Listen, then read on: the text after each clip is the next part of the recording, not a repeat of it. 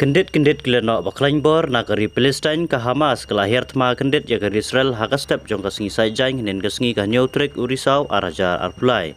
Ha kaba kane ka jingele apring kari Israel bat kileno Hamas kadang yai peteng hadu mentaru. Ha kibenta basati jong katei kari.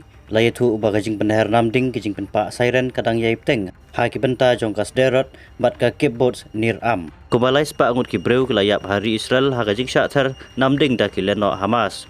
Kisipai jongkari Israel ru haba kila kerwit kela daki namding baklain bor sya Gaza bar West Bank la peniap kumbala arspa lai pemut kibreu ha kita ki benta jongkari Palestine lengba gajing yartma jongkari Israel kabala tip daka Operation Iron Sword kijing tip bala penmi dakari Israel la pensisya baki don lai spa angut ki balayap na gajing terbom kileno Hamas berkadus pa angut ki wepat ki bala men saujur ha kate gajing sya yartma kabahe tam jong kileno Hamas nakari Palestine.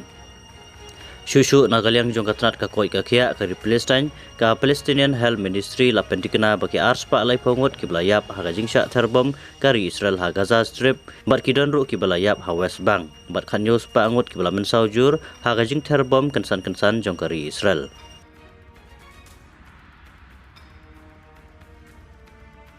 Nagaliang Menteri Rang Badu kari Israel Benjamin Netanyahu ula bertentenge persya ikileno Hamas ba kisipai jong kari Israel kin penkelat pai si sendan ya kajakari dengan jong kine ki erang Hamas.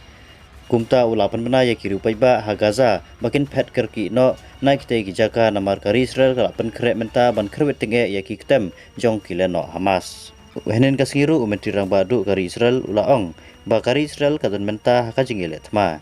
Ki Hamas kelak tembor ya kari Israel bat ya kinong senong jongka nga hukum badai ben penjot tiaw sendan ya kite kilano ki balari itngan hagi babun ki jaka ngin siu da kador ke batenge ka ba kempat Jumat menoru ong Menteri Rang Ba kari Israel Benjamin Netanyahu.